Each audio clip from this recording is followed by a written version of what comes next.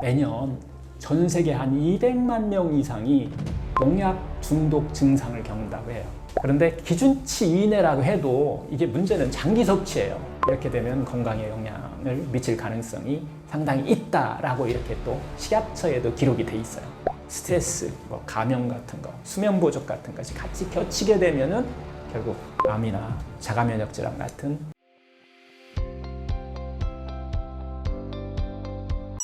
자기소개 부탁드립니다. 예, 안녕하세요. 반갑습니다. 병원 없는 세상을 꿈꾸는 저는 상원장입니다.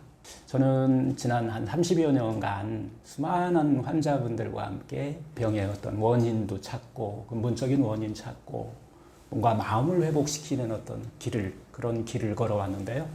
저는 그 과정에서 한 가지는 분명하게 깨달은 게 있습니다. 병은요, 나를 죽이기 위해서 온 것이 아니라는 겁니다. 오히려 나에게 지금의 삶을 바꿔야 한다라고 하는 강력한 신호로 찾아온 것이라는 거예요. 우리는 흔히 병을 재앙처럼 여기지만 그 신호를 제대로 받아들이면 병은 오히려 내 삶을 새롭게 만드는 은혜가 될 수 있다는 거예요. 오늘은 병과 마음 그리고 음식과 어떤 생활 습관까지 우리가 일상에서 실천할 수 있는 어떤 치유의 어떤 지혜들을 하나하나 한번 나눠보려고 합니다. 어떤 분에게는 오늘 이야기가 절망 속에서 막 길을 비춰주는 하나의 등불이 될 수도 있고요. 또 어떤 분에게는 다시 건강한 삶을 향해 나가는 데 있어서 하나의 출발점이 될 수 있다고 생각되는데요. 여러분 오늘 시간을 통해서 또 몸도 마음도 좀 가벼워지고 삶이 새롭게 열리는 경험을 한번 하셨으면 좋겠습니다. 그럼 오늘 첫 이야기부터 시작을 한번 해보시죠. 병은 나를 해치기 위해 온 것이 아닌가요? 혹시 이런 경험 있으신가요? 건강하다고 내가 믿었는데 어느 날 갑자기 병원에서 암이라는 말을 듣는 순간 그때부터 모든 게 어떤 무너진 느낌. 그런데 저는 오늘 그 병이 자신을 해치기 위해서 온 것이 아니라 살리기 위해서 왔을 수도 있다는 이야기를 좀 하려고 합니다. 제가 진료실에서 자주 듣는 말이 있는데요. 이 병 때문에 인생이 다 무너졌어요. 나만 이런 병에 걸린 게 아닐까요? 너무 억울해요. 많은 분들이 병을 배신자로 이렇게 생각을 합니다. 하지만 정말 그럴까요? 병은요, 마지막 순간에 울리는 하나의 경고음입니다. 마치 자동차 계기판에 빨간 경고등이 켜지면 멈춰, 점검이 필요해 라고 말하는 몸에서 이야기한 하나의 메시지예요. 이 경고등이 만약에 없었다면 차는 갑자기 고장나서 멈춰버려 버리잖아요. 우리 몸도 마찬가지입니다. 만약 병이 없었다면 우리는 멈추지 않고 계속 달리다가 결국 더 큰 위기를 맞았을 거예요. 제가 진료실에서 만난 50대 초반에 한 남성 환자분이 있었는데요. 평생 가족을 위해 회사에서 밤낮 없이 일했어요. 아침은 대충 빵과 커피, 점심은 회사 구내식당에서, 또 저녁은 회식 자리에서 고기와 술, 운동 같은 것은 나중에 시간 나면 하지 하면서 계속 뒤로 미뤘습니다. 하루에 5-6시간밖에 못 자고 주말에도 일 생각을 놓지 못하고 이렇게 생활을 했죠. 그렇게 30년을 막 달려오던 어느 날 건강검진에서 위암 말기 진단을 받은 거예요. 진단 소식을 처음에 들었을 때 그분의 어깨가 축 처져 있었고 눈에는 왜 나야? 라는 분노와 두려움이 동시에 이렇게 서려 있었습니다. 그분이 처음 하신 말은 원장님, 제 몸이 저를 배신했어요. 이렇게 열심히 살았는데. 하지만은 치료와 회복 과정을 함께 하면서요. 그분의 마음이 확 달라졌습니다. 그분이 말씀이 만약 이번에 암이 발견되지 않았다면 저는 앞으로도 계속 이렇게 살았을 것이다. 그리고서 어느 날 갑자기 확 무너졌을 것이다. 라는 이야기를 하셨는데요. 암이 아니었으면 멈출 이유도 없고 또 돌아볼 시간도 없었을 거예요. 그 순간 저는 다시 한번 확신했습니다. 병은 우리를 죽이려고 온 것이 아니라는 거예요. 이제 멈추라고 몸에서 보내는 붉은 신호등이 켜진 것 같은 그런 역할을 하고 있다는 거예요. 하버드 의대 연구에 따르면요. 체온이 1도 오르면 면역세포 활동이 30% 증가한다라고 하는 이야기 많이 들어보셨죠? 결국 우리 몸에서 열이 나는 것은 우리를 괴롭히려고 온 것이 아니라 세균이나 바이러스를 억제하고 면역을 깨우는 우리 몸의 하나의 전략입니다. 또 통증은 해당 부위를 쓰지 말라고 하는 신호잖아요. 염증은 손상된 조직을 회복하기 위해서 혈액과 면역세포를 집중시키는 하나의 반응입니다. 우리가 피로하다라고 하는 것은 좀 활동 좀 줄이고 회복에 에너지를 쓰라고 하는 하나의 지시죠. 즉 우리가 흔히 없어야 할 증상으로 생각하는 것들이 사실은 우리 몸의 회복 작전이라는 겁니다. 우리 몸은 단순한 기계가 아닙니다. 밤을 새워도 또 스트레스를 받아도 잘못 먹어도 처음에는 우리 몸이 다 견뎌냅니다. 하지만 한계가 오면은 신호를 보내요. 그 신호가 바로 증상입니다. 암 진단도 마찬가지예요. 이제 세포와 면역 시스템이 한계에 다다랐다라고 하는 강력한 경고라는 거예요. 이 신호를 무시하시면 더 큰 사고가 나지만 신호를 제대로 읽고 우리 삶을 바꾸면 인생이 달라질 수 있습니다. 의학은요, 병을 제거의 대상으로 보는 거예요. 하지만 자연치유 관점으로 본다라고 하면 병을 몸이 보내는 회복의 메시지로 해석한다는 거죠. 당신의 삶이 방향을 잘못 잡았습니다. 지금 멈추고 새 길로 가세요. 이렇게 말하고 있는 거예요. 병이 나타난다는 것은 이미 수년간 쌓아놓은 어떤 잘못된 습관과 우리의 삶 스트레스가 임계점을 넘어섰다라고 하는 신호입니다. 마치 휴대폰 배터리가 5% 남았을 때 이 켜지는 절전 모드 있잖아요. 이것처럼 병은 더 버티지 못한다고 알려주는 신호예요. 이때 삶을 전환하면 병은 사라지거나 더 이상 악화되지 않을 수 있다는 겁니다. 심지어 암도요. 처음에는 이 나쁜 놈이 아니에요. 살아남기 위해서 세포가 환경에 적응한 결과일 수 있다는 겁니다. 우리 몸이 산소가 부족하고 혈액순환 장애가 오고 독소가 바닥에 이렇게 넘치다 보면 이런 환경에서 정상세포는 살기 위해서 막 성질을 바꾸잖아요. 그게 바로 암세포가 되는 과정이에요. 미국 NCI라고 해서 국립암연구소가 있어요. 그 보고서에 따르면요. 특별한 치료 없이 암이 사라진 사례가 70% 이상이 바로 삶의 태도와 심리적 전환 이후에 일어났다고 합니다. 병이 왔을 때 삶을 바꾸면 회복 가능성이 커진다는 하나의 증거죠. 그렇다면 병이 보내는 메시지를 우리는 어떻게 읽어야 할까요? 여기서 세 가지 포인트가 있는데요. 첫 번째, 몸의 신호를 한번 일기같이 한번 써보라는 거예요. 피로, 어떤 수면 패턴, 또 소화 상태, 감정의 어떤 변화들을 기록해보는 것입니다. 이거 2, 3주만 한번 딱 기록해도요. 하나의 반복 패턴이 보여요. 두 번째는 증상을 억누르기보다는 원인을 한번 찾는데 신경을 써보시라는 거예요. 진통제, 소염제는 이게 임시조치일 뿐 왜 이런 증상이 생겼을까를 이런 생각을 하는 것이 이게 바로 핵심입니다. 음식 때문인지 긴장 때문인지 스트레스 때문인지 운동의 부족인지 이것을 아는 것이 핵심이라는 거예요. 셋째는 치료와 생활 개선 병행을 한번 하기인데요. 병원 치료는 필요할 때 적극적으로 우리가 받을 필요가 있어요. 하지만 식습관이라든가 수면, 또 스트레스 관리, 운동 이런 것들은 자기 스스로 해결해야 됩니다. 이것은 병원에서 해줄 수가 없어요. 여러분, 병은 결국 배신자가 아닙니다. 병은 몸이 보내는 마지막 SOS 신호입니다. 그 신호를 무시하면 더 큰 위기가 오지만 그 신호를 받아들이고 삶을 바꾸면 병은 오히려 새로운 삶의 출발점이 될 수 있습니다. 병과 막 싸우는 대신 내 몸을 조금만 이해해 주세요.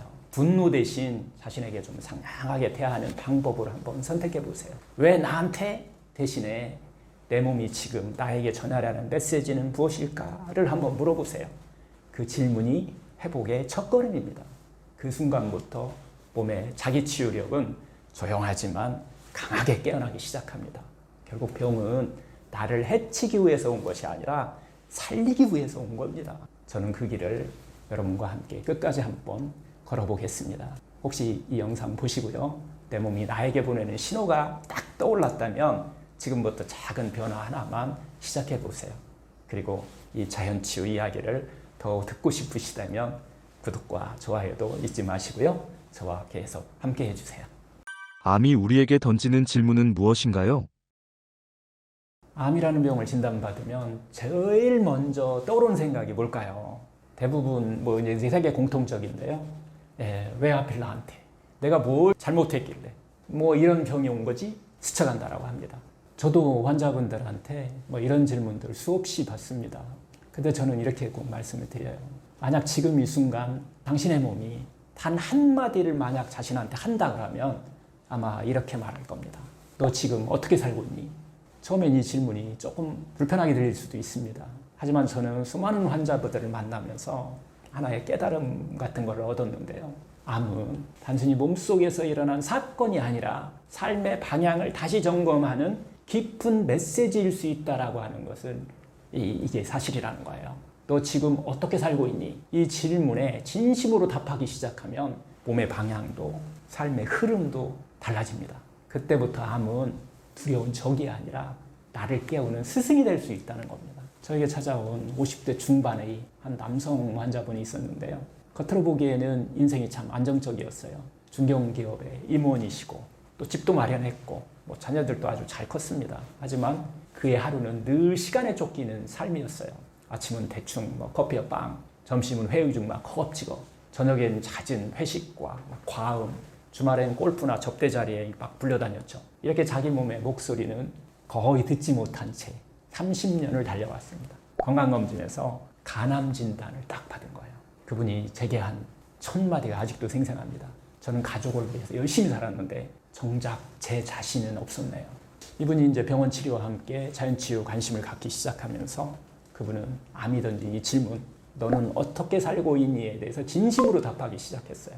첫째, 그동안 거의 매일 외식으로 막 이렇게 해결하던 식사를 이제는 집에서 가족과 함께하는 자연식 식당으로 바꿨습니다. 갓 지은 현미밥과 체질에 맞는 자기 제철 채소 반찬들, 그리고 또 술잔 대신 따뜻한 차 한 잔이 저녁 식탁의 주인공이 된 거예요. 건강을 지키는 이런 것은 결국에 내가 매일 선택하는 한 끼의 식사에서 시작한다는 것을 이분이 깨달으신 거예요. 둘째, 주일에 골프가 유일한 운동이었던 것을 이제는 매일 아침 긴장을 푸는 어떤 릴렉스하는 운동과 30분 걷기를 시작했습니다. 하루의 첫 시간을 온전히 자기 몸과 마음을 깨워주는데 이게 사용하면서 피로보다 활력이 감도는 것을 느꼈습니다. 셋째, 무엇보다 삶의 목적을 새로 세웠습니다. 오늘 하루를 기쁘고 충족감 있게 보내자. 내일 죽어도 아쉬움이 없을 만큼 한번 살자. 이 다짐을 품으니 아침 햇살도 가족의 어떤 웃음도 마시던 한 잔의 따뜻한 차도 모두가 기쁨으로 다가왔습니다. 그렇게 시계가 가는 줄도 모르게 6개월이 흘렀습니다. 정기 검진에서 종양 크기는 절반 가까이 줄었고 그 무겁던 표정은 한결 부드러웠습니다. 그분은 이렇게 말했어요. 암이 제게서 시간을 빼앗은 줄 알았는데 오히려 제 인생을 줬습니다. 이제는 제 마음이 먼저 웃고 몸도 따라서 같이 웃는 이런 삶을 살고 있어요. 의학적으로 암은 세포가 갑자기 나빠졌다가 아닙니다. 몸 전체 리듬이 오래도록 어긋났다라고 하는 조용하지만 강력한 메시지예요. 특히 3가지 리듬이 중요한데요. 첫째는 잠의 리듬, 정말 중요합니다. 야근, 막 불빛, 들쑥날쑥한 어떤 취침들, 숙면을 이루지 못하는 밤에 숙면하면서 우리가 이루어져야 될 것이 있어요. DNA가 복구되고 면역 순찰의 타이밍이 아주 막 잘 이루어져야 되는데 이게 흔들리면 병이 오기 시작합니다. 먹는 리듬도 상당히 중요합니다. 단 음식, 야식, 폭식, 가공식품으로 결국 이 당독소라고 하는 이 당은요, 우리 몸이 그걸 처리하느라고 지치게 돼 있어요. 결국 인슐린의 문제를 일으키게 되는데 그 인슐린의 문제가 결국은 미토콘드리아를 망가뜨립니다. 세포 에너지 공장을 망가뜨리는 거예요. 그래서 피로가 나타나잖아요. 그 결과로 결국 우리 세포들은 저산소 환경으로 바뀌어간다는 거예요. 그래서 영양 불균형을 결국은 이런 상태가 이루어지면서 세포 환경이 암이 클 수 있는 환경으로 고착돼 간다는 겁니다. 셋째는 움직임의 리듬입니다. 장시간 앉아있는 생활, 그리고 운동, 과잉이나 부족, 이런 생활이 림프나 정맥이나 모세혈관의 흐름이 막히게 돼요. 결국 혈액순환 장애가 오고 노폐물과 염증이 결국 우리 몸에 쌓이게 되면서 세포 조직이 하나씩 무너진 거예요. 그래서 암의 질문은 어떻게 보면 단순합니다. 너 이 이듬으로 계속 살 수 있겠니? 라고 하는 그런 질문이에요. 이 생활을 계속하면 더 이상 버틸 수 없다는 하나의 경고이자 삶을 바꿔야 한다. 삶의 방향을 바꿔야 한다는 하나의 외침입니다. 의학의 치료는 종양을 없애는 일을 최우선으로 합니다. 이거 꼭 필요해요. 그런데 자연치유 관점에서 보면 아주 심플합니다. 왜 지금 내 몸은 이 신호를 보냈을까를 한 번만 생각해 보라는 거예요. 암을 적으로만 보면 삶을 끝없는 전쟁이 됩니다. 하지만 암을 메시지로 듣게 되면 지금까지 결산서이자 앞으로 그릴 설계도가 보입니다. 여기서 핵심은 방법보다 태도입니다. 우리가 바꾸고 싶은 것은 몸만이 아니라 몸을 대하는 마음이 더 중요하다는 겁니다. 저는 병을 치료할 때 환자분들과 이런 태도의 전환 5가지를 꼭 연습하게 하는데요. 첫째는 빨리 해서 좀 충분히로. 속도보다 회복의 여백이 좀 필요하다. 지금 내가 충분한가를 한번 물어보라는 겁니다. 둘째는 완벽에서 좀 꾸준으로. 하루 100점이 아니라 오늘 1점만 전진해보자. 작은 이 지속하는 것이 몸을 움직이기 시작한다는 거예요. 세 번째는 집착에서 희망으로. 해야만 한다는 대신 하고 싶다라고 하는 의무보다 나에게 주는 선물로 이렇게 받아들이라는 거죠. 그래서 하루 종일 기쁨이 넘쳐납니다. 그 기쁨이 결국 병을 치료하고 면역력을 회복시킨다는 거예요. 네 번째는 통제에서 좀 대화로. 증상을 막 억누르려고 하는 대신 무엇을 알려주려고 이게 왔는지를 한번 기울여 보라는 거예요. 병의 의미를 한 번만 생각해 보시라는 겁니다. 마지막 5번째는 혼자에서 동행으로. 주치의와 가족 그리고 동료, 나 자신과 팀을 이뤄야 됩니다. 우리가 정답을 완벽히 알 필요는 없습니다. 대신 오늘 나에게 좀 정직해지면 충분합니다. 암은 이렇게 묻습니다. 너는 지금 어떤 숨을 쉬고 있니? 너는 무엇을 위해서 오늘 하루를 살고 무엇에 마음을 쓰고 있니? 너는 너에게 얼마나 상냥하게 대하니? 아니면 내 자신을 계속 막 다그치고 있니? 싸움의 시간을 좀 잠시 내려놓고 자신에게 상냥하게 돌봄의 시간을 선택으로 우리가 하게 되면 몸은 놀랍도록 조용히 방향을 좀 바꿉니다. 얼굴에 미소가 돌아오고 심장이 한결 좀 느긋해지고 밤이 깊어질수록 마음이 덜 흔들립니다. 조용히 혼자 있을수록 마음이 더 강해지는 거예요. 이럴 때 우리는 이렇게 말하죠. 내 안에 100명의 의사가 깨어났다. 결국 암은 끝이 아니라 다시 쓰는 서문입니다. 이제부터 이 페이지에 무엇을 적을지는 우리 몫이에요. 자신을 탓하지 말고 자신에게 상냥하게 자신을 한번 돌봐주세요. 몸은 여전히 그리고 끝까지 바로 당신 편입니다. 여러분, 암이 던진 질문, 너는 어떻게 살고 있니? 오늘은 어떤 답을 하시겠습니까? 왜 나한테 이런 병이 대신 이 병이 내게 무엇을 알려주고로 하나? 라고 한번 물어보세요. 그 순간 암은 적이 아니라 당신의 인생을 바꾸는 가장 솔직한 친구가 될지도 모릅니다. 내 몸이 병이 왔다는 건 어떤 의미일까요? 혹시 이런 경험 있으신가요? 그동안 건강하다고 믿고 살았는데 어느 날 병원 진단에서 암입니다 라는 말이 나오는 순간 마치 세상이 멈춘 것 같은 그런 느낌. 많은 분들은 그 순간에 머릿속이 하얘지고 시간이 멈춘 듯이 숨이 막 가빠온다는 얘기를 합니다. 이제 끝났구나. 내 인생 여기까지구나. 그런데 오늘 저는 암 진단이 끝을 의미하는 것이 아니라 오히려 새로운 시작이 될 수 있다는 이야기를 함께 한번 해볼까 합니다.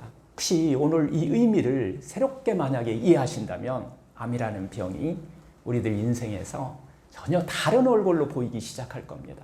진료실에서 암 진단을 받은 분들이 가장 먼저 하시는 말씀들이 있어요. 원장님, 이제 저 끝난 거죠. 마치 암 진단은 인생의 막 종착역인 것 같이 몸이 완전히 배신한 신호처럼 이렇게 받아들입니다. 하지만 암은 하루아침에 생기는 병이 아닙니다. 수년, 때로는 수십 년에 걸쳐서 잘못된 생활 습관, 과로, 영양의 불균형, 스트레스가 결국은 쌓여서 마지막에 터져나오는 몸의 경고음이죠. 이 경고를 종착역으로 볼지 인생의 방향 전환점으로 볼지는 우리의 선택에 달려 있습니다. 오늘은 60대 초반의 한 여성 환자분 이야기를 좀 나누려고 합니다. 겉으로 보면 정말 부지런하고 건강해 보였던 분이었는데요.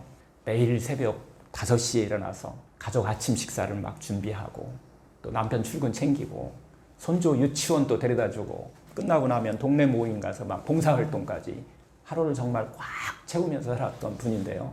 그런데 그분의 어떤 삶 속에는 늘 나보다는 남이 먼저였던 그런 분이었어요. 식사 대충 남은 반찬으로 이렇게 때우고 또 스트레스가 막 쌓이면 막 뭔가 먹는 것으로 이렇게 막 달래시기도 하시고 나 괜찮아를 막 입버릇처럼 반복하면서 자신을 좀 뒷전으로 막 이렇게 밀어놨던 분이었는데요. 그러던 어느 날에 가벼운 건강검진에서 유방암이 발견된 거예요. 그분이 제게 하신 첫 마디가 저는 아직도 기억나는데요. 원장님, 저는 그렇게 건강하게 살았는데 왜 암이 온 거죠? 저는 그분께 이렇게 말씀드렸어요. 암이란 삶을 바꾸라는 신호입니다. 그렇게 살지 말라는 몸에 보내는 마지막 경고음이에요. 지금까지는 남을 먼저 챙기느라 자신의 몸과 마음은 뒤로 계속 밀려나지 않았습니까? 이제부터는 좀 완벽하지 않아도 괜찮습니다. 자신을 좀 배려하고 자신에게 상냥한 그런 삶이 필요하다는 이야기를 좀 했었는데요. 하여튼 그날 이후에 그분은 정말 삶을 바꾸기 시작했어요. 아침 식사 후 30분 정도는 자기 자신만을 위한 시간으로 정해서 햇볕을 쬐면서 걷거나 또 조용히 명상 같은 것을 이렇게 시작했다고 합니다. 식사도 더 이상 남은 음식이 아닌 신선한 채소와 제철 과일로 자신을 위해서 다시 차렸다고 합니다. 그러고 나서 한 6개월 후에 혈액검사에서 염증 수치와 면역 지표가 뚜렷하게 좋아졌고 치료 부작용도 예상보다 훨씬 적었습니다. 마지막에 그분이 하신 말이 아직도 제 마음에 이렇게 남아있는데요. 만약에 암이 아니었다면 저는 평생 저 자신을 이렇게 소중하게 대하는 법을 몰랐을 거다. 암이 제 인생을 빼앗은 게 아니라 제 인생을 돌려줬어요. 처음으로 저를 위해 사는 법을 배우게 해줬거든요. 이 이야기를 제가 들었을 때 의학적으로요. 암이 왔다는 건 세포가 단순히 돌연변이로 변했다는 의미가 아닙니다.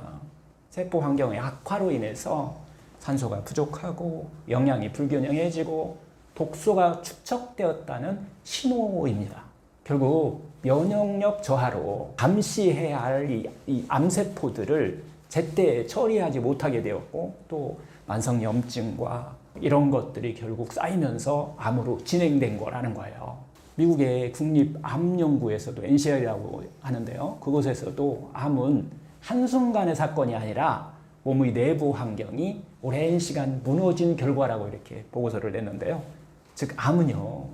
이대로 더 볼 수 없다라고 하는 몸의 마지막 경고이자 지금 당장 삶을 전환하라라고 하는 강력한 메시지입니다. 그런데 의학은 암을 없애야 할 목적, 즉 적으로만 보고 있다는 거예요.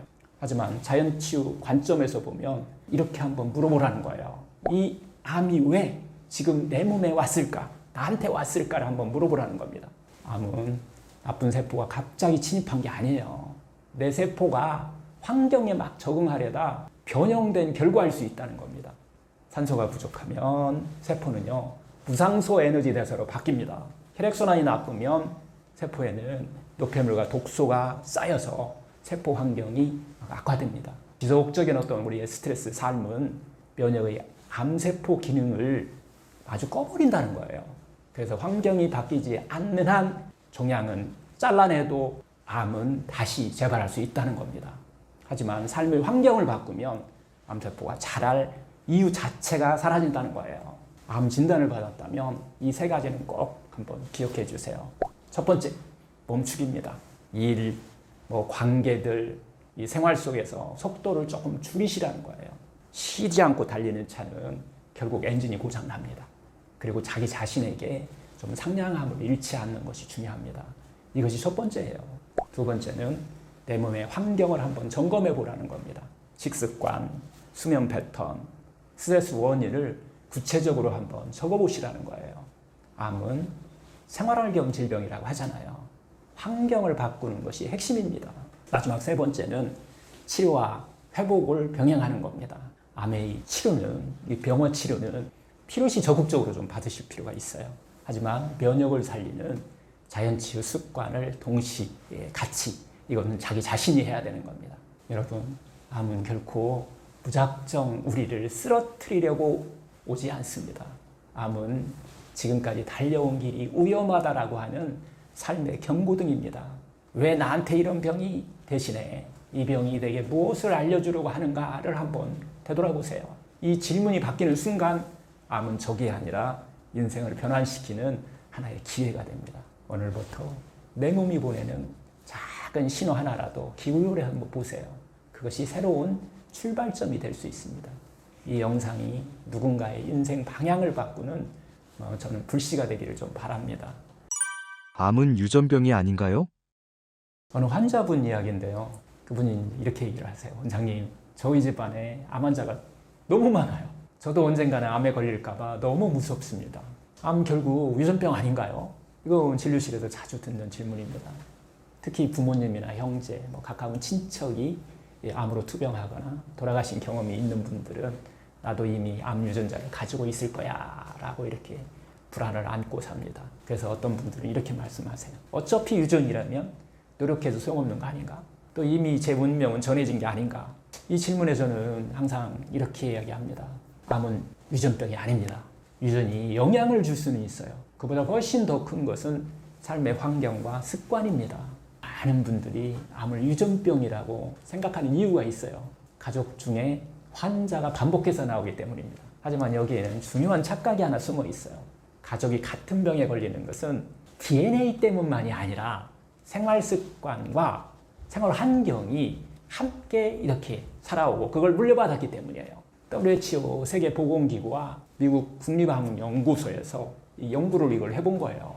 그랬더니 전체 암 환자 중 순수하게 유전적 요인으로 발병한 비율은 5에서 10% 정도밖에 안 되더라는 거예요. 나머지 90% 이상은 환경, 식습관, 스트레스, 생활 패턴이 원인이었던 겁니다. 즉 같은 집에서 비슷한 음식 먹고 비슷한 생활 습관을 하고 비슷하게 스트레스를 받고 사는 것들이 암 가족력처럼 보인 거예요.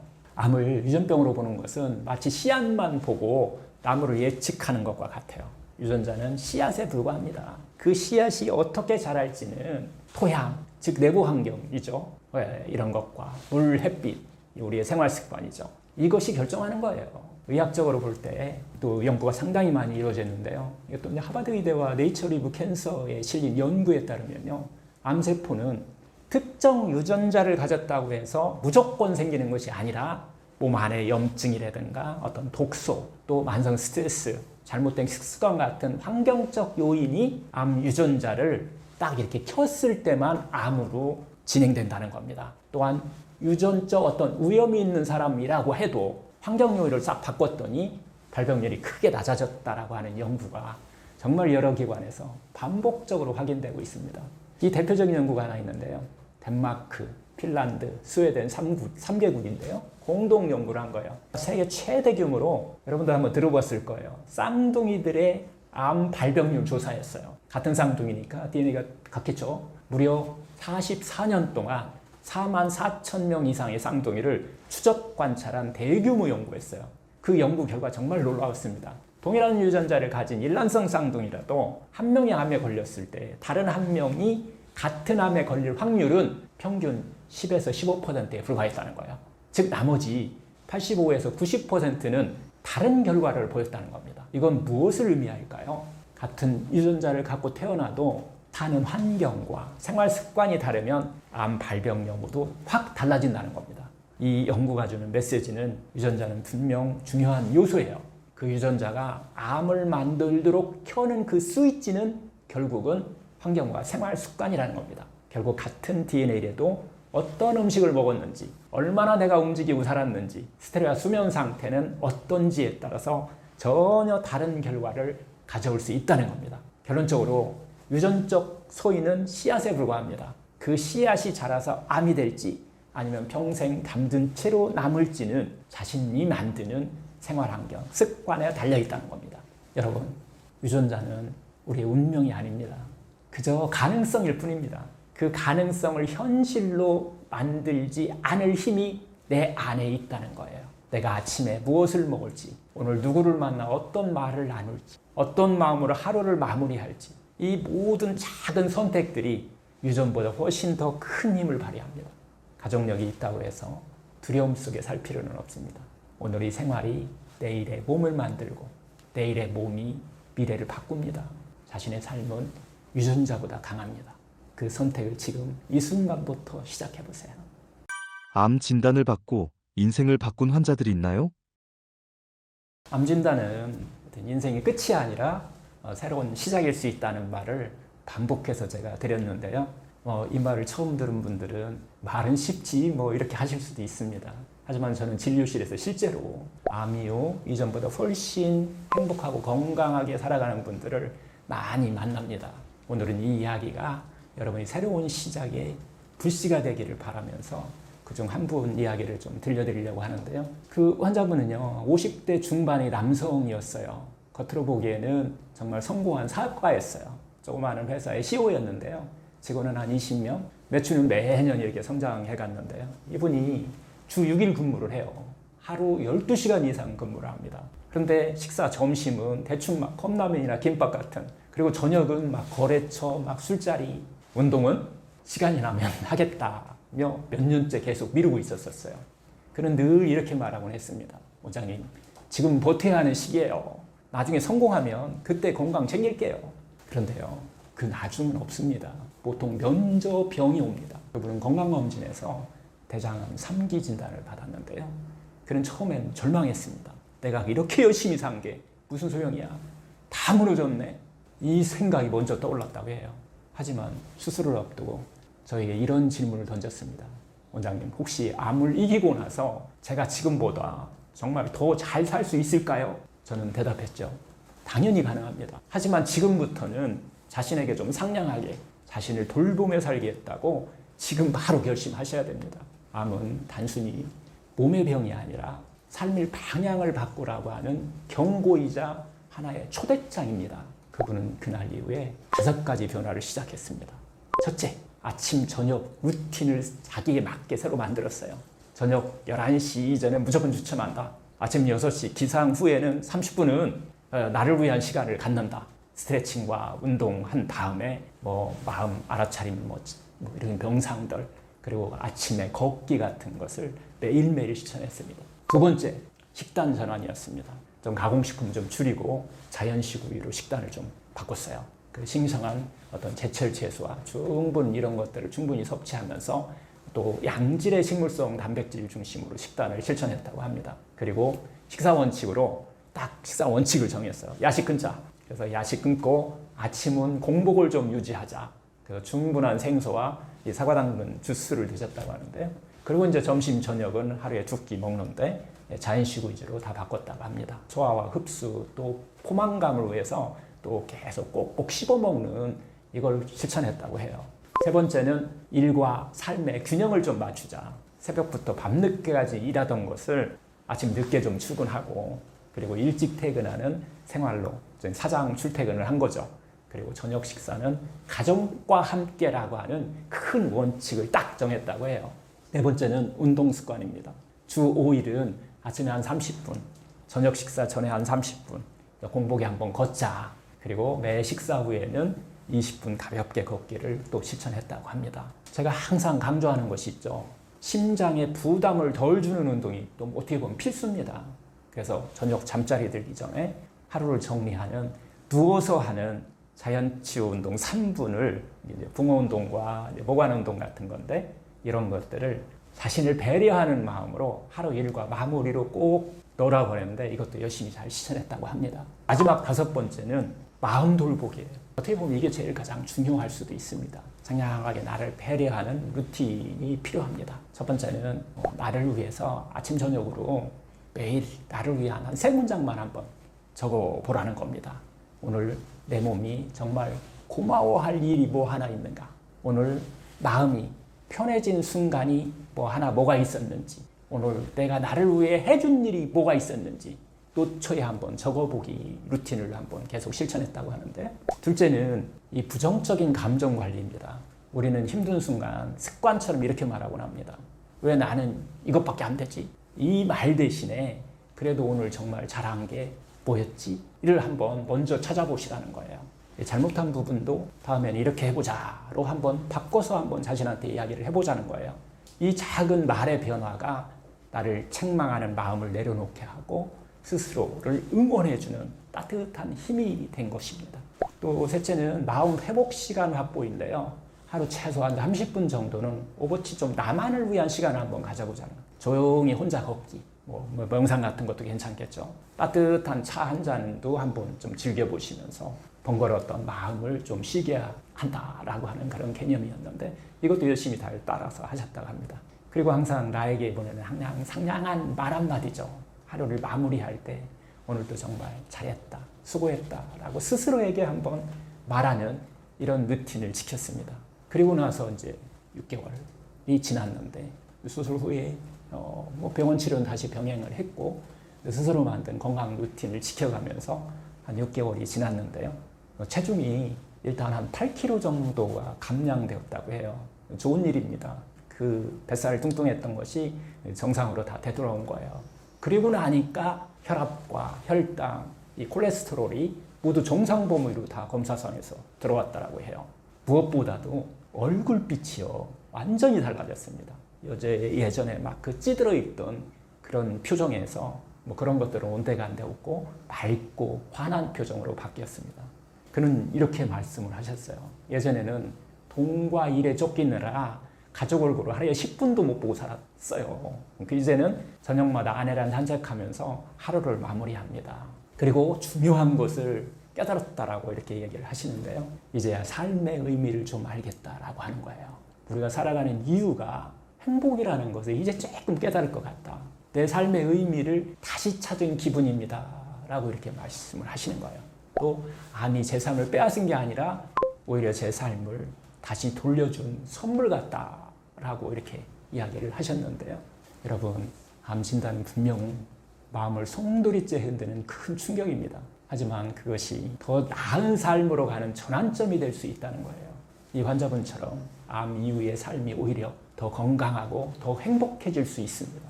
오늘 기억하실 것은 단 한 가지입니다.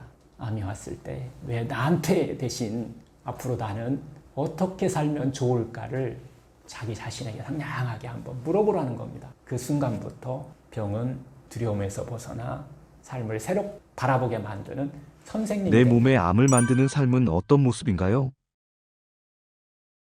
이런 말을 하시는 분들도 종종 있는데요. 원장님, 저는 건강검진에서 이상이 없다고 나왔는데 가끔은 좀 불안합니다. 혹시 제가 모르는 사이에 암을 만드는 생활을 하고 있는 건 아닐까요? 진료실에서 이런 이야기도 참 많이 듣는데요. 대부분 사람들은 암이 어느 날 갑자기 찾아온다고 이렇게 생각을 합니다.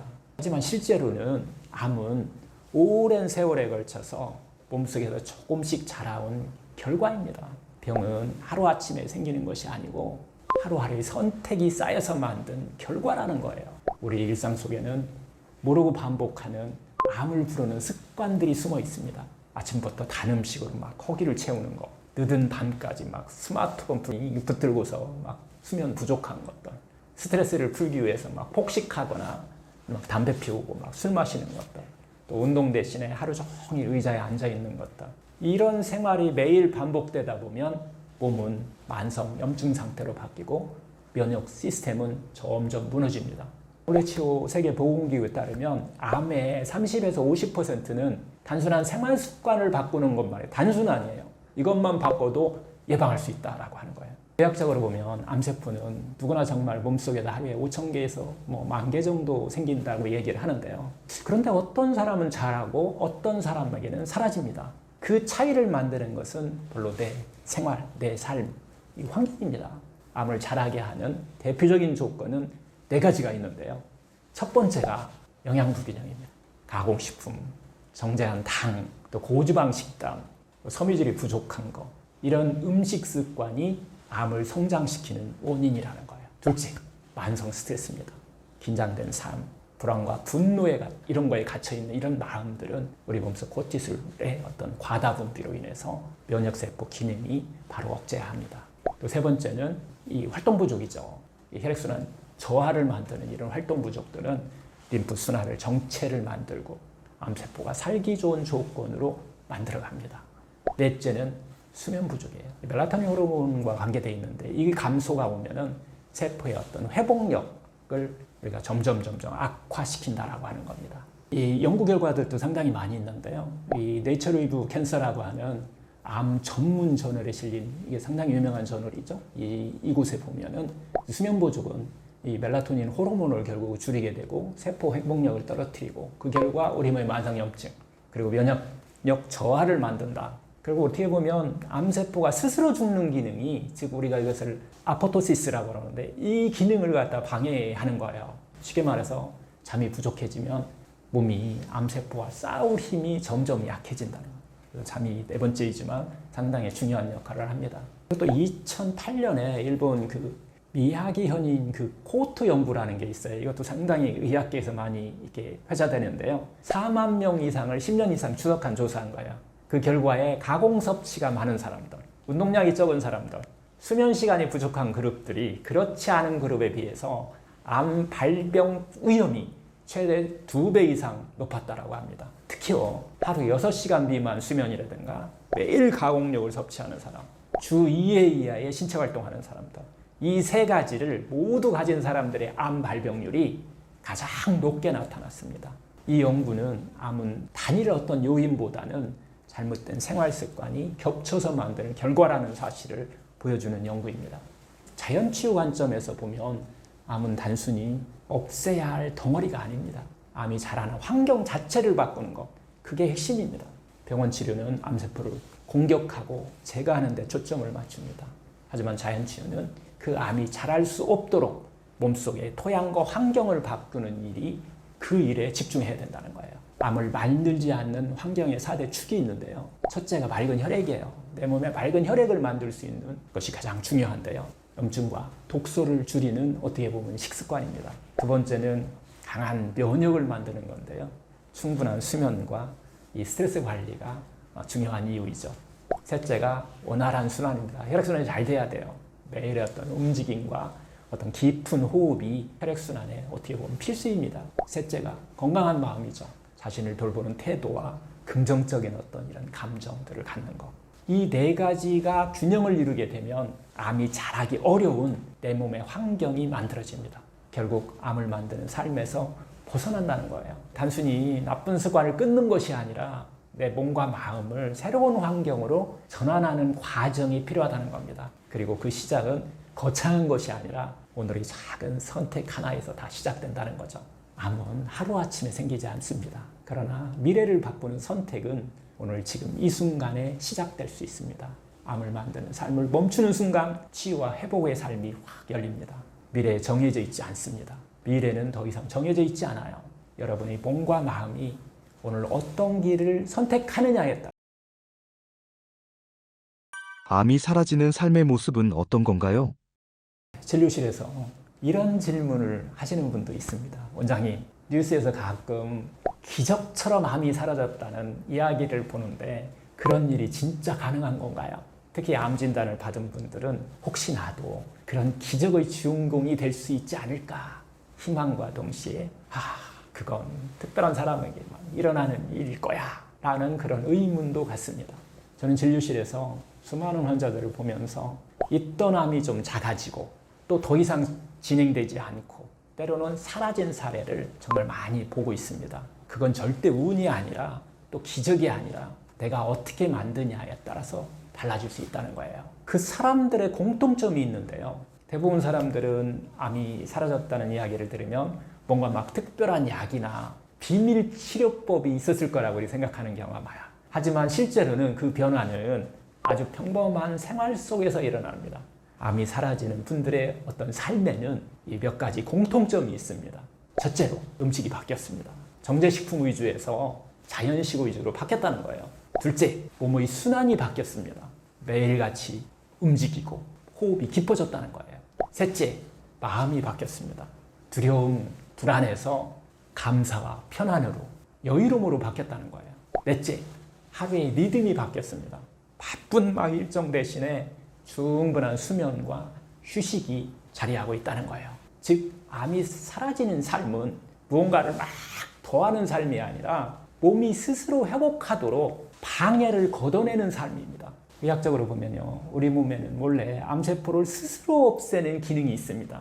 이것을 면역 감시 기능이라고 합니다. 하지만 이 기능은 만성염증이라든가 독소, 지속된 스트레스, 영양 불균형이 계속 겹치게 되면은 암세포를 제대로 인식하고 제거하지 못하는 이런 기능으로 바뀌어버려요. 몸이 스스로 암을 줄이는 데는 우리가 생활 속에서 필요한 4가지 조건이 있습니다. 첫째는 우리 몸의 염증 수치를 낮추셔야 돼요. 자연식, 항산화 식품을 좀 늘리게 되면은, 가공식품을 좀 줄이시면 그러면 염증 수치 좀 낮아집니다. 둘째는 면역세포를 활성화시켜놔야 됩니다. NK세포, T세포를 높이는 그런 생활 습관이 우리 삶에서 필요하다는 거죠. 셋째는 해독 기능을 회복시켜야 됩니다. 간이나 신장, 림프의 어떤 순환을 강화하는 이런 것들이 필요한 거죠. 넷째는 호르몬의 균형이 필요합니다. 수면이라든가 스트레스 관리를 결국은 우리 호르몬의 정상적으로 회복하는 이런 호르몬 분비를, 이런 것들을 만들 수 있는 이런 생활이, 이런 삶이 필요하다는 거죠. 또 연구 논문들도 제법 많이 나오고 있는데요. 네이처 리뷰 캔서와 란셋 온콜로지라고 하는 세계적인 학술 저널이 있어요.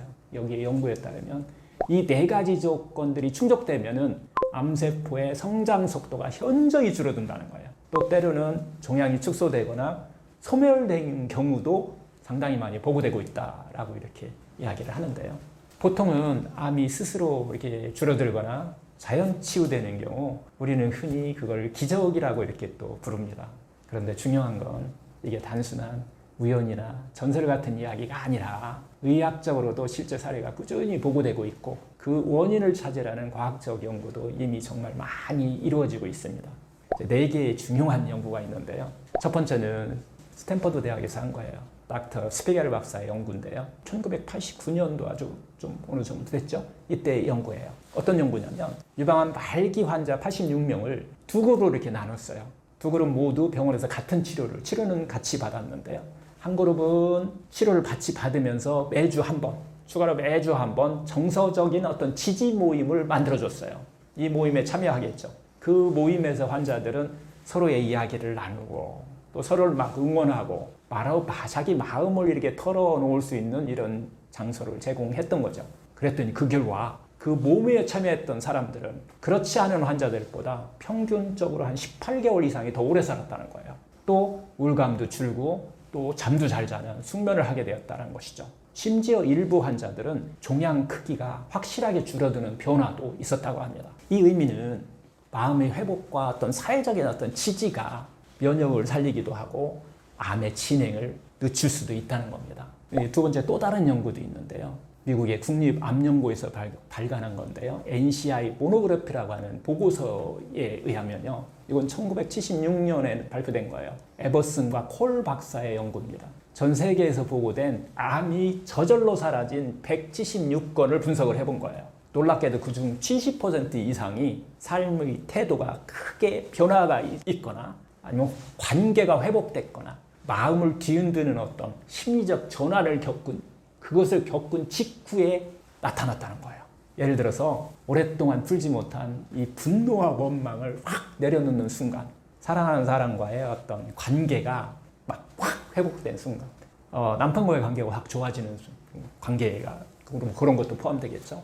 또 하나는 삶의 의미와 목적을 새롭게 발견한 순간이라고 합니다. 그때 몸이 변화가 막 시작되고 암이 줄어들거나 사라지는 그런 일들이 벌어졌다는 거예요.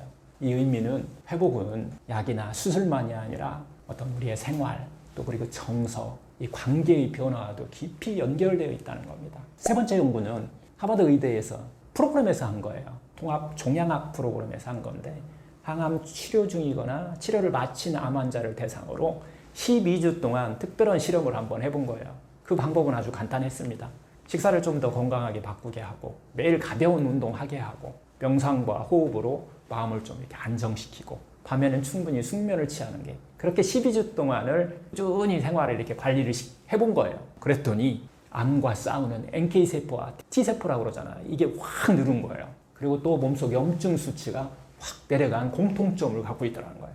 심지어 일부 환자에 있어서는 종양 크기가 확실하게 줄어들거나 더 이상 커지지 않는 이런 변화들도 공통적으로 발견됐다고 합니다. 이 연구의 의미는 이 생활 습관의 작은 이런 이런 변화들이 면역력과 염증 상태, 종양 크기까지 직접적으로 바꿀 수 있다는 사실입니다. 즉, 매일의 작은 선택이 암의 흐름을 바꿀 수 있다는 거예요. 마지막 4번째 연구는 이 사이먼튼 선생님의 연구예요. 이분은 저의 정신적 스승님이시기도 하고요. 제가 이 프로그램에서 3번의 인턴 과정도 같이 해보기도 했는데요. 이 칼 사이먼튼 박사는 종양방사선과 의사이신데요. 그 뒤에는 이제 암 심리치료 분야의 세계적인 권위자가 되신 분입니다. 수백 명의 그 말기암 환자들을 모은 거예요. 그 환자들과 함께 특별한 훈련을 했습니다. 이 훈련은요, 뭐냐면 이미지 트레이닝이라고 하는 훈련이에요. 환자들이 눈을 감고 자신의 면역세포가 암세포를 찾아내 없애는 이걸 이미지로 계속 상상하게 만들어준 거예요. 하루에 아침 30분, 저녁 30분 이렇게 해서 하루에 반복적으로 이렇게 몇 개월간을 그렇게 하게 했는데요. 그리고 또 이제 막 긍정적인 언어죠. 자기 자신한테 하는 이걸 매일 반복하게 한 거예요. 앞으로 이루고 싶은 목표를 또 세워서 그걸 내가 이룰 수 있다는 이미지를 상상하게 만들어준 거죠. 이 과정에서 뭐 결국 또 이 프로그램에서도 음식과 운동은 같이 합니다. 이런 자연체 프로그램을 함께 진행하게 되는데 그 결과 일부 환자한테요. 모든 환자한테는 뭐 또 공통적으로 나타난 것이 있지만 종양이 확실하게 사라진 환자들이 상당히 많이 나왔다는 거예요. 환자의 대부분이 생존 기간이 늘었고요. 삶의 질에 의미 있게 확실하게 변했습니다. 또한 염증, 통증 이런 수치가 많이 줄었고 불안이 완화돼서 숙면을 취할 수 있는 이런 변화를 이뤘다라고 하는 건데요. 이 연구의 의미는 마음속에서 내가 상상하는 거, 그리는 거 이런 생생한 이미지와 긍정적인 어떤 감정을 계속 갖는 거, 이런 상상을 하는 거, 이런 것들이 결국 신경과 호르몬, 면역 반응에 직접 작용한다는 거예요. 그래서 암의 진행 속도를 조절할 수 있다라고 하는 것을 이분이 밝혔고요. 지금도 프로그램에서 많이 하고 있죠. 결국 종합해보면 이 4가지 연구와 보고는 공통적으로 말하는 게 있어요. 몸의 환경이 바뀌면 암의 진행은 늦춰지거나 멈출 수 있다는 거고요. 특히 마음, 정서의 변화가 면역과 호르몬, 염증 지표에 직접 작용한다는 겁니다. 결국 회복은 기적이 아니라 조건의 변화에서 비롯된다는 것입니다. 결국 있던 암이 줄어들거나 사라진 삶은 운 좋은 사람이 아니라 몸과 마음의 회복 환경을 철저히 만든 사람들의 이야기라는 겁니다. 자연치유 관점으로 보면 암이 자랄 수 없는 몸과 마음의 환경을 만드는 것이 이게 바로 핵심입니다. 병원 치료는 우리가 암세포를 직접 공격하는 데 강점이 있어요. 하지만 자연치유는 암의 토양을 바꾸는 일에 집중하는 겁니다. 그리고 자연치유의 핵심은 내가 해야 됩니다. 누가 해줄 수가 없어요. 이 암이 사라지는 삶의 4가지 토양 만들기 다시 한번 또 설명드리면요. 어떻게 보면 심플하기도 한데요. 첫 번째는 맑은 피 만들으셔야 돼요. 피가 맑아야 됩니다. 그래서 우리가 채소를 비롯한 자연식 하는 거예요. 두 번째는 강한 면역을 갖고 있으셔야 그걸 키우셔야 돼요. 그거 하려면 충분한 수면, 규칙적인 운동 하셔야 됩니다. 세 번째는 순환, 혈액순환을 살리셔야 됩니다. 결국은 무쇠혈관의 혈액순환까지 그것을 하기 위해서는 운동과 호흡이 중요한 역할을 한다는 거예요. 네 번째는 제가 가장 중요하게 여기는 건데 마음 회복입니다. 집착을 좀 내려놓고 희망의 마음을 좀 키우는 거 중요합니다. 이 4가지가 결국 지속되면 암이 스스로 줄어들 수 있는 내부 환경이 완성되는 거예요. 기적은 기다리는 것이 아니고 조건을 만드는 것입니다. 우리는 오늘 기적 대신 조건을 선택했습니다. 내 몸의 환경이 바뀌면 암의 길은 점점 느려지고 때로는 멈춥니다. 오늘 자신에게 좀 상냥하게 자신의 한 줄의 어떤 변화가 내일 자신의 새로운 믿음이 되시기를 바랍니다. 결국 암이 사라지는 삶은 기적 같은 행운이 아니라 몸이 회복할 수 있는 환경 조건을 꾸준히 만들어 온 결과라는 것입니다. 오늘의 작은 선택이 내일의 몸과 삶. 농약 범벅인 채소와 과일을 먹으면 어떤 일이 일어나나요? 농약을 많이 먹은 채소나 과일을 먹는다. 여러분 한번 상상해 보세요.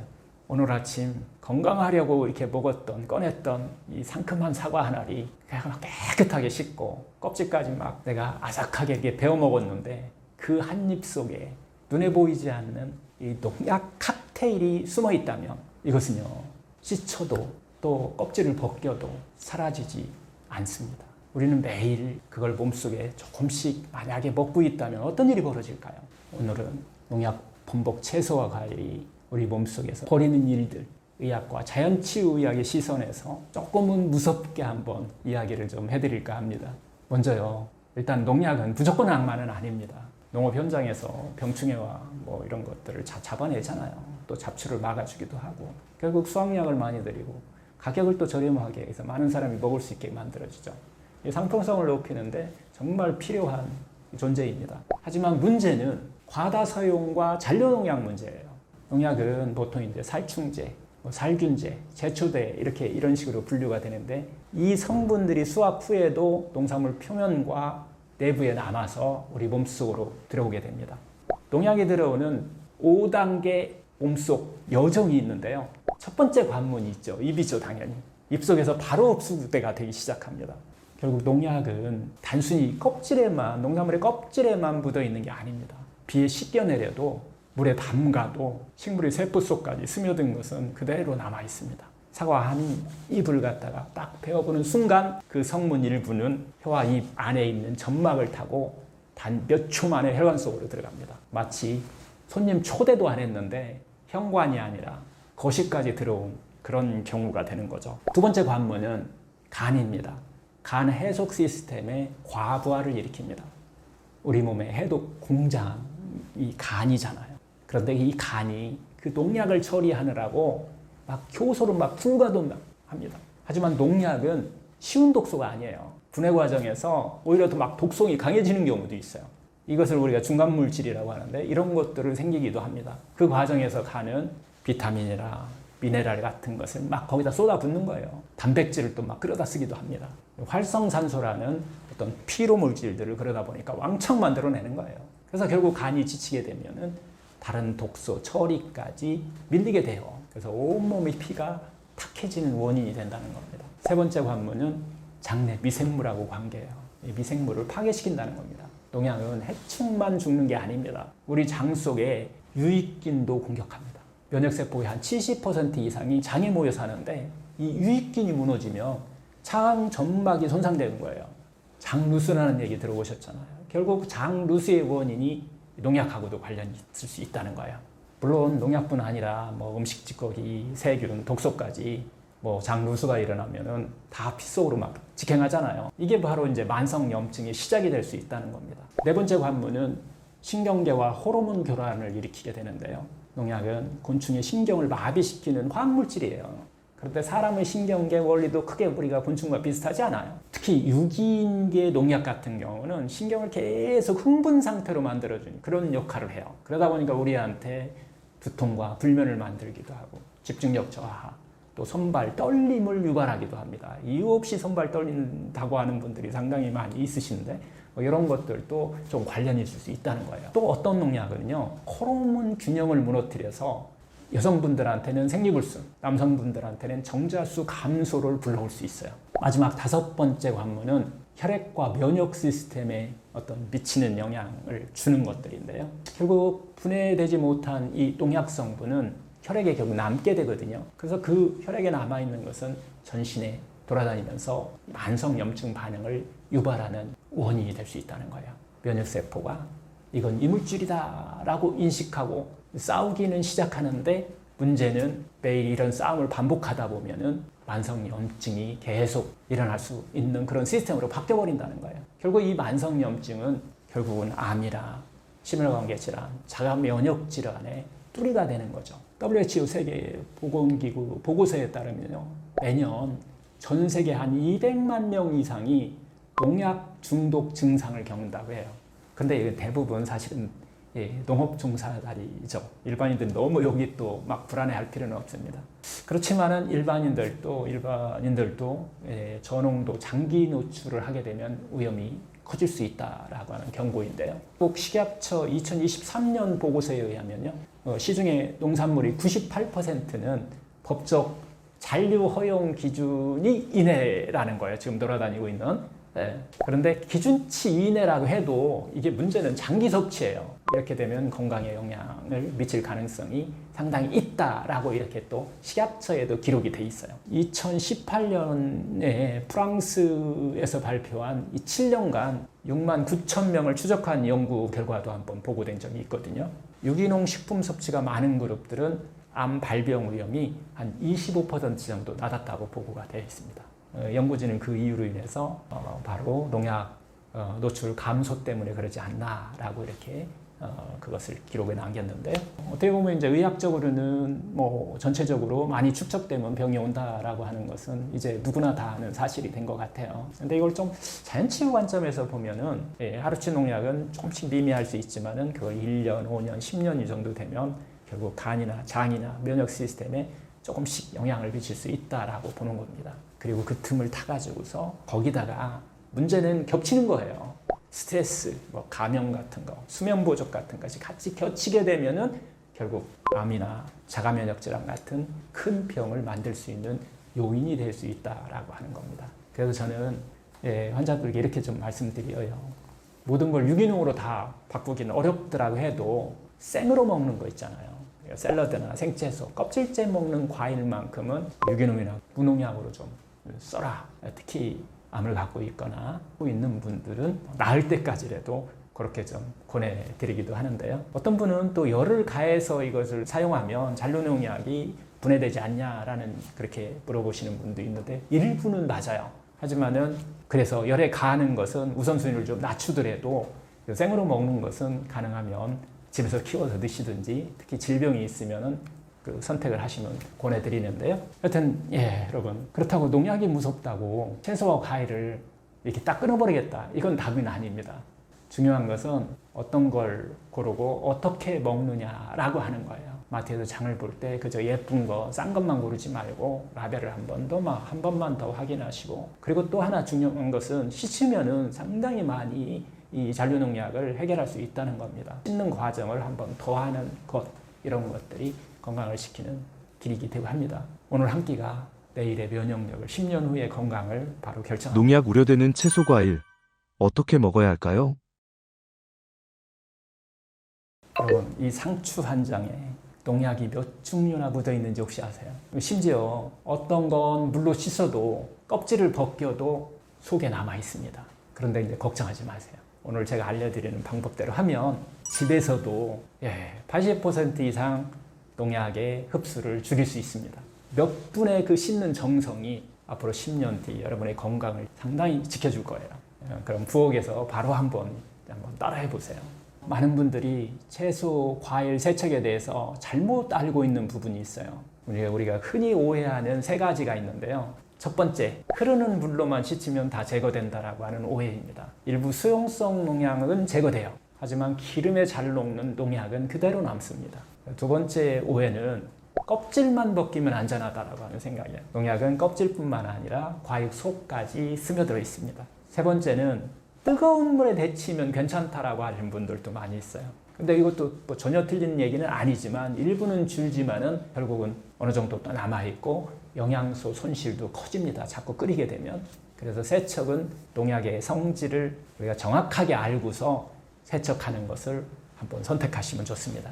농약은요 크게 두 가지로 나눌 수 있어요. 하나는 물에 잘 녹는 수용성 농약, 다른 하나는 기름에 잘 녹는 지용성 농약. 수용성 농약은 말 그대로 물에 잘 녹으니까 물에 담그거나 흐르는 물로 씻으면 잘 빠져나갑니다. 반면에 이 지용성 농약은 물로 닦는 걸로는 힘듭니다. 기름에 잘 녹기 때문에 이때는 여러 가지를 쓰시는 거예요. 이때 쓰는 게 이제 중성세제, 베이킹소다, 식초를 이용해서 제거하시게 되면 효율이 상당히 높습니다. 한국식품연구원이라는 곳이 있는데 이곳에서 실험한 연구 결과를 보면요. 물로만 30초 정도 씻는다면은 이 농약 성분들이 20에서 한 40% 제거된다고 해요. 그런데 베이킹소다물에 10분 담그게 되면 최대한 80%가 제거된다고 합니다. 그리고 또 식초물에 담그게 되면 그 속에 묻어있던 곰팡이하고 세균까지 줄어든다고 해요. 그래서 제가 단계별 실천 가이드를 한번 만들어 봤어요. 이제 실제로 단계별로 한번 어떻게 하는지 한번 알아보면요. 1단계, 먼저 내 손부터 씻어야 됩니다. 손에 묻은 세균이 식재료로 옮겨가면은 세척이 무의미해집니다. 2단계, 큰 이물질을 먼저 제거합니다. 흐르는 물에 한 10초, 20초 가볍게 헹구면 흙, 먼지를 먼저 제거할 수가 있어요. 3단계, 이제 담금 세척입니다. 베이킹소다 한 1리터 물에 큰 숟갈로 한 숟갈 정도 넣어서 결국 5에서 10분 정도 담그는 거예요. 또는 식초 1리터 물에 한 2스푼 정도 이 정도 넣어서 한 5분 정도만 담그면 됩니다. 근데 여기서 팁이 하나 있어요. 식초와 베이킹소다를 동시에 같이 쓰면 좋을 것 같은데 이건 그러면 안 됩니다. 따로 써야 됩니다. 섞으면 중화돼서 효과가 툭 떨어져요. 4단계는 좀 문질러 씻는 것도 좀 필요해요. 뭐 사과라든가 이런 딱딱한 표면이 좀 닦아도 될 수 있는 것들이 있잖아요. 오이, 사과 이런 것들 단단한 껍질 같은 것은 부드러운 솔로 조금 살살 문질러서 닦는 것이 효율적입니다. 5단계는 흐르는 물 헹굼입니다. 다 담그고 뭐 이렇게 하더라도 마지막 뒤에 반드시 흐르는 물로 한 2, 30초 정도 이상 이렇게 헹기우면은 나머지 묻었던 것들이 다 제거되겠죠. 6단계는 물기 제거를 하시는 겁니다. 키친타올 같은 걸로 툭툭 두드려서 물기를 빼야 세균 번식을 막을 수 있어요. 또 식자재별로도 또 세척 팁이 좀 있는데요. 채소별로 조금씩은 다릅니다. 잎채소, 뭐 상추나 깻잎 같은 경우는 한 장씩 떼어서 하셔야 돼요. 그래서 물에 흔들어가지고 세척 후에는 뭐 식초물에 한 5분 정도, 3분 정도 담궜다가 또 헹구는 과정을 하나씩 해결하시는 게 좋고요. 또 포도나 뭐 토마토 같은 거 뭐 이런 것들은 꼭지를 제거한 후 꼭지 부위에 많이 또 묻어 있으니까 이 베이킹 소다물에 한 5분 정도 담궜다가 흐르는 물로 헹구면 되고요. 딸기 같은 경우는 또 과육이 바로 우리가 먹을 수 있는 거기 때문에 꼭지를 제거하지 않고 씻어야 비타민 C 손실을 막을 수가 있어요. 그리고 식초물에 한 1, 2분 정도 좀 담갔다가 헹궈서 드시면 되고요. 감자, 고구마 같은 경우는 솔로 좀 닦을 필요도 있습니다. 문질러서. 근데 이거 꼭 삶기 전에 미리 닦으셔야 돼요. 삶은 담이 아니고 삶기 전에 닦는 것이 중요합니다. 여러분, 세척을 해도 100% 농약은 없을 수 없습니다. 왜냐하면 일부 농약은 씨앗 단계나 뿌리에서 흡수되기 때문인데요. 그래서 저는 이렇게 권합니다. 가능하면 유기농, 무농약 식품을 선택하시되 세척은 농약 줄이기다. 그래서 세균 줄이고 농약 줄이고 하는 그런 용도로 사용하신다. 그리고 남아있는 독성은 바로 우리 스스로 내 몸이 스스로 해결할 수 있는 그런 능력을 키워주는 게 중요하다. 특히 간 해독이 중요하기 때문에 우리가 간을 해독하고 할 수 있는, 도와줄 수 있는 그런 식품을 자주 섭취하시라는 거예요. 그래야만 남아있는 독성까지 우리 몸에서 해결할 수 있습니다. 간을 해독하는 식품은 진한 주황색인가요? 녹황색인가요? 브로콜리라든가 뭐 비트, 마늘, 양파 같은 이런 것들이 다 간을 해독하는데 좋은 식품들입니다. 특히 암 환자, 자가면역질환 갖고 계신 분들은 가능하면 유기농, 무농약 식품 선택하는 것을 권해드립니다. 여러분, 농약 세척은 한 번 잘하는 것보다 매번 꾸준히 잘하는 게 중요합니다. 오늘 저녁 식탁 위에 채소와 과일을 씻을 때 그 몇 분의 그 정성이 10년 후에 자기의 건강을 지키는 하나의 보험이 된다는 거예요. 깨끗한 재료, 안전한 식습관, 튼튼한 몸, 이 세 가지가 함께 갈 때 좋은 채소와 과일 고르는 방법이 있을까요? 혹시 마트에서 유기농, 무농약, 친환경 이 라벨들을 보면서 이거 뭐가 다른 거야? 장바구니 이렇게 하시다가 좀 멈춰 서신 적이 있지 않으신가요? 다 가격이 좀 다르지 않나요? 어떤 경우는 가격은 비싸고 결국은 다 몸에 좋은 것 같지만은 막상 그 기준 자체가 좀 모호한 경우가 있어요. 근데 이 기준을 정확하게 아는 순간 장보기 습관이 완전히 달라질 수 있습니다. 오늘은 이 헷갈리는 이 용어들을 아주 쉽게 한번 이야기를 해보겠습니다. 먼저 채소와 과일부터 보겠습니다. 첫 번째, 유기농이라는 이야기가 쓰이는 경우가 있는데 한국에 유기농 인증을 해주는 기관이 있어요. 국립기관이 있죠. 이 기관에서 보면은 최소 3년 이상입니다. 농약과 화학비료, 제초제를 전혀 쓰지 않은 토양에서 자라야 돼요. 그리고 또 유기농의 종자나 모종까지도 그렇게 키워야 됩니다. 이곳에서는 잔류 농약 검사까지 통과를 해야 됩니다. 여러 가지의 조건을 모두 충족해졌을 때 유기농 인증 마크를 받을 수 있어요. 미국도 비슷한데요. 미국은 USDA라고 하는 국가기관이죠. 이곳에서 똑같아요. 3년적인 어떤 농약을 쓰지 않고 화학비를 쓰지 않은 거, 이런 원칙은 똑같은데 우리하고는 인증 절차가 더 조금은 국가적인 것이 좀 강해요. 주별로 또 세부 규칙이 좀 다른 것이 좀 있습니다. 두 번째는 무농약입니다. 재배 기간 동안 농약을 전혀 쓰지 않는 거예요. 유기농하고 조금 다르죠. 토양까지 같이 보느냐라고 하는 게, 재배 기간 동안 농약을 전혀 쓰지 않고 화학비료는 상관없어요. 권장량의 3분의 1 이하로만 사용하시면 됩니다. 조금 덜 쓴 거예요. 화학비료 자체도 무농약에서. 그래서 인증 마크를 주게 되는데 이것은 무농약 농산물 로고 마크가 있어요. 가격은 유기농보다 조금 저렴하죠. 그래서 여기서 인증 번호가 있는지를 꼭 한번 보셔야 돼요. 그래서 스마트폰으로 농식품 정보누리 웹을 켜시면 거기다 인증 번호를 딱 입력 하시면 누가 언제 어디서 인증받았는지 바로 다 확인이 가능합니다. 미국에서는 무농약이라고 하는 공식 인증 제도 자체가 없어요. 우리나라보다 조금 헐겁습니다. 그래서 농가가 자체적으로 무농약이라고 이렇게 표시할 수는 있어요. 이건 법적 인증이 아니라 소비자가 스스로 신뢰 여부를 한번 확인해야 되는 그런 정도로 지금 하고 있어요. 다음 세 번째는 친환경 농산물인데요. 이 친환경이라고 쓰여 있는 거 이름이 좋죠. 이 친환경은 농약, 화학비료 사용량을 좀 줄였다는 뜻입니다. 무농약은 아닙니다. 2010년 이전에는 저농약이라고 해서 이런 이야기를 썼었는데 지금은 전부 다 친농약 범주를 이렇게 포함시켰죠. 이것도 꼭 라벨을 한번 확인하시면 좋습니다. 그리고 한번 QR코드로 딱 확인해 보시면 전체적으로 이력이 다 나오기 때문에 쉽게 구별이 가능합니다. 우리나라 이런 것들은 참 잘 된 것 같아요. 또 세 가지 기준이 있어요. 축산물 기준은 유기, 무항생제, 동물복지 이렇게 구별되어 있는데요. 첫 번째 유기 축산물은 유기농하고 비슷해요. 이 세 가지 조건을 충족해야 되는데요. 첫째는 100% 유기 사료를 써야 됩니다. 유기농 곡물과 풀을 다 사용해야 된다는 거예요. 여기에는 GMO 사료나 농약, 화학 비료로 재배된 사료를 먹으면 유기 축산물이 아니에요. 이것도 정확하게 구별해서 인증을 해주기 때문에 믿고 쓰셔도 괜찮습니다. 그 다음에 이제 둘째는 항생제, 합성 항균제, 성장 촉진제 같은 거 이런 것들 특히 약품 사용을 전면적으로 다 금지된 거예요. 그리고 세 번째는 동물복지라고 그러죠. 방목식육, 뜸지 동물복지 환경을 충족시켰을 때만 유기축산물이라고 하는 이 로고를 인증 마크를 받을 수 있습니다. 두 번째는 무항생제 축산물이라고 되어 있는 것을 볼 수 있을 거예요. 이 인증 표기가 붙어 있는 것은 이 사육 기간 동안 역시 항생제나 합성 항균제 같은 거 이런 약품이 금지된 곳입니다. 다만 일반 사료는 사용이 가능합니다. 그래서 유기축산물보다는 기준이 좀 낮지만 항생제, 내성 우려를 좀 줄일 수 있다라고 하는 장점이 있어요. 그 다음에 이제 동물복지 인증인데요. 이것은 이제 동물복지는 사육밀도 좀 낮추고 자연광, 자연환경을 제공하면은 여기에 이제 포함할 수가 있는데요.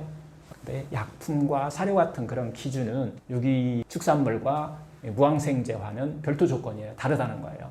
그래서 이거의 핵심 목표는 동물 스트레스 최소화하는 거에 초점이 맞춰져 있습니다.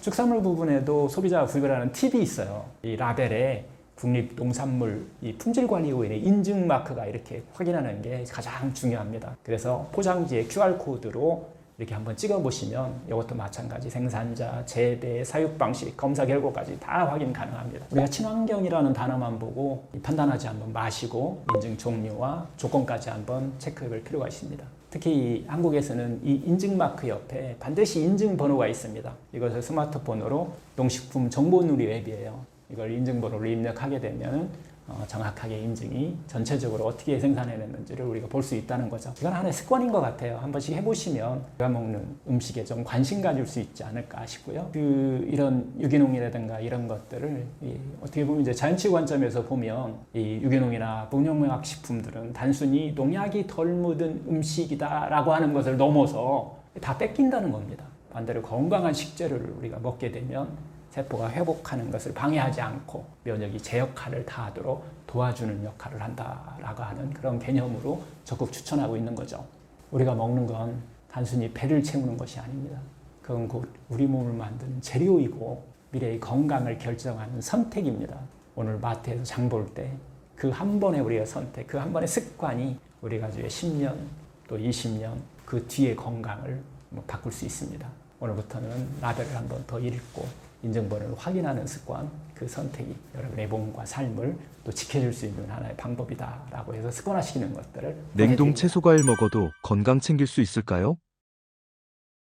예, 많이 질문하시는 것 같아요. 냉동 우리 블루베리 냉동한 거 많이 드시잖아요. 이거 어떠냐고 그냥 생으로 먹는 거와 이런 질문들 많이 하시는데요. 결국은 이게 결국 생으로 먹었을 때 영양이 혹시 떨어지지 않는지 이런 질문인 것 같아요. 하여튼 요즘 마트나 온라인몰 같은 곳에서 급속 냉동 블루베리라든가 냉동 브로콜리까지 나오는 것 같아요. 심지어 냉동 방울토마토까지 나오게 되는데 정말 많이 나오는 것 같아요. 그런데 과연 이런 것들이 급속 냉동한 것들이 생과일 생채소와 대용으로 먹어도 되는지, 효과가 어느 정도 있을지 뭐 이런 것들에 대한 궁금증들을 많이 갖고 계신데요. 오늘은 이 궁금증을 한번 이 과학과 자연치유적인 어떤 두 가지 시선에서 한번 풀어보겠습니다. 현실적으로 우리는 1년 내내 모든 채소, 과일을 제철 신성 상태로 먹을 수 있기는 쉽지 않아요. 그래서 딸기, 블루베리, 뭐 시금치, 완두콩, 뭐 브로콜리 같은 이 채소, 과일들은 대부분 계절이 상당히 짧잖아요. 그래서 바로 나온 게 바로 급속 냉동 기술이에요. 여기서 급속이라는 게 상당히 중요합니다. 특히 요즘은 냉동 기술이 좋아져 가지고서요, 냉동이 신선보다 영양 성실이 적다는 이런 연구 결과도 상당히 좀 나오고 있어요. 하지만 자연 치유 관점에서 보면 우리는 영양소만 먹는 게 아니거든요. 영양소뿐만 아니라 살아있는 에너지와 세포의 생명력까지 함께 먹는 것이 중요하다라고 봐요. 그래서 오늘 이 두 가지 관점을 같이 보면서 한번 이야기를 나누면 좋을 것 같습니다. 냉동 과일 채소는 그냥 오래 보관하려고 얼리는 게 아니에요. 급속 냉동은 경우는 수압고 바로 마이너스 35도씨 이하에서 아주 짧은 시간 동안에 그냥 확 얼려야 됩니다. 이 얼리는 속도가 빠르게 되면 얼음 결정이 아주 작게 생겨서 세포벽을 덜 파괴한다는 거예요. 우리가 집에서 냉동을 시키는 것은 세포벽을 상당히 오랜 시간 하기 때문에 많이 파괴하는데, 이 급속 냉동은 세포벽을 덜 파괴한다. 그래서 좀 자연적이라는 거죠. 결과적으로 맛과 색, 영양을 최대한 담그려고 하는 거예요. 그래서 제철에 딴 블루베리를 급속 냉동하게 되면 몇 달 뒤에 우리가 먹어도 맛과 영양이 상당히 그래도 잘 남아있잖아요.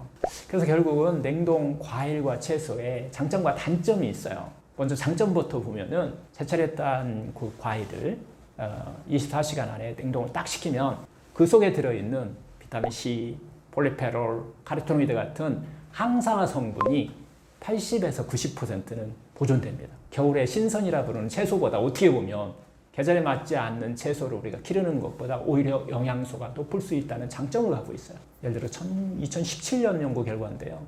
신선한 냉동으로 만든 블루베리, 뭐 브로콜리, 당근, 시금치를 한번 비교해 봤어요. 결과는 비타민 C와 비타민 A, 미네랄 함량은 큰 차이 없이 똑같았어요. 폴리페놀 같은 거 항산화 물질이라고 우리 얘기하잖아요. 이런 것들은 냉동 보관 3개월 후에는, 처음에는 비슷했는데 3개월이 지난 후에는 한 85에서 그래도 95%를 유지하고 있더라라고 하는 것을 밝혔고요. 단 문제 하나는 효소 활성이 냉동 후에 현저히 그냥 떨어져 버립니다. 즉 측정 가능한 영양소 기준으로는 냉동도 충분히 좋은 선택이라는 뜻이에요. 그러나 이 냉동식품에 한계가 있는 거죠. 그래서 첫째는 냉동 전에 이 블렌칭하는 과정에서 효소가 비활성된다는 거예요. 살아있는, 우리가 이야기하는 살아있는 에너지가 많이 떨어진다는 거죠. 둘째는 얼리는 동안 세포벽의 일부가 그래도 깨진다는 거예요. 셋째는 수분 손실이 일어나잖아요. 급속 냉동을 하게 되면. 그래서 생과일, 그 생채소가 주는 그 신선함, 그 깨어나는 느낌이 상당히 줄 수 있습니다. 제가 어릴 때 시골에서 살 때 마당 한켠에 그 복숭아 나무에서 막 먹은 그 복숭아를 따서 한 입에 팍 불어 먹으면 그 달콤한 과즙과 입안 가득이 퍼지는 온몸이 순간 이 깨어난 듯 하잖아요. 그게 바로 살아있는 과일의 기운이거든요. 근데 도시에서 우리가 마트에서 파는 복숭아를 먹었을 때는 맛은 참 달아요, 과거보다. 그러나 그 확 깨어나는 느낌은 없어요. 냉동 복숭아도 뭐 과즙은 좀 뭐 제대로 다 유지한다 해도 그 생생한 기운이 조금은 더 줄어든 것 같은 그런 느낌을 우리가 받는 것은 이런 자연에서부터 조금 멀어지면 나타날 수 있는 하나의 단점이죠. 하여튼 자연치유 관점에서 보면 영양소가 같아도 햇빛과 흙, 뭐 바람이 만들어낸 그 생명 에너지는 다를 수 있다라고 하는 겁니다. 제철 급속 냉동한 국내산이 조금 나은 경우가 상당히 많이 있어요. 그리고 또 냉동이 또 좋을 때는 뭐 스무디나 수프나 요리 같은 거에 식감이 그렇게 중요하지 않을 때 끓여서 먹는 것들은 조금 더 좋은 경우도 있습니다. 아니면은 그냥 신선이 좋은 경우도 있죠. 그냥 제철에 나오는 거. 이런 경우는 샐러드 만들 때, 뭐 주스 짜서 먹을 때, 뭐 생식으로 이렇게 먹을 때, 날로 먹을 때는 이런 게 또 훨씬 더 좋은 것 같아요. 우리가 꼭 치료를 한다, 해독하고 회복하고 에너지를 막 이렇게 키운다라고 하면 그런 것이 목표일 때는 하루에 에너지를 막 끌어올리고 막 이렇게 싶다라고 하면은 신선한 거 그대로 드시는 것이 훨씬 유리하다는 겁니다. 음식은 단순한 영양 덩어리는 아닙니다. 햇빛과 토양, 물과 공기, 자연이 함께 빚어낸 하나의 생명입니다. 가능하다면 제철이 숨결이 쌓여있는 채소와 과일을, 그리고 필요할 땐 어떻게 보면 과학의 힘을 비는 냉동식품을 좀 지혜롭게 선택하는 것이 좋지 않나 싶습니다. 그 작은 선택들이 오늘의 몸과 내일의 건강을 구독자분들께 바꾸게 해주고 싶은 됩니다. 말씀이 있으신가요? 우리가 나눈 이 모든 이야기는 결국 하나의 메시지로 보입니다. 못 고치는 병은 없다. 못 고치는 습관만 있다라고 하는 겁니다. 결국 우리는 마음이 바뀌면 우리 삶이 바뀌고, 또 이 삶이 바뀌면 결국 몸이 바뀝니다. 이 작은 선택 하나, 식탁 위의 그 한 끼, 그리고 오늘 내가 품은 그 생각 하나가 앞으로의 나를 만들어갑니다. 여러분이 지금 내린 작은 선택이 미래의 건강과 행복을 키우는 씨앗이 되기를 바랍니다. 저는 앞으로도 여러분들과 함께 그 씨앗이 잘 자라도록 곁에서 끝까지 함께 걸어가겠습니다.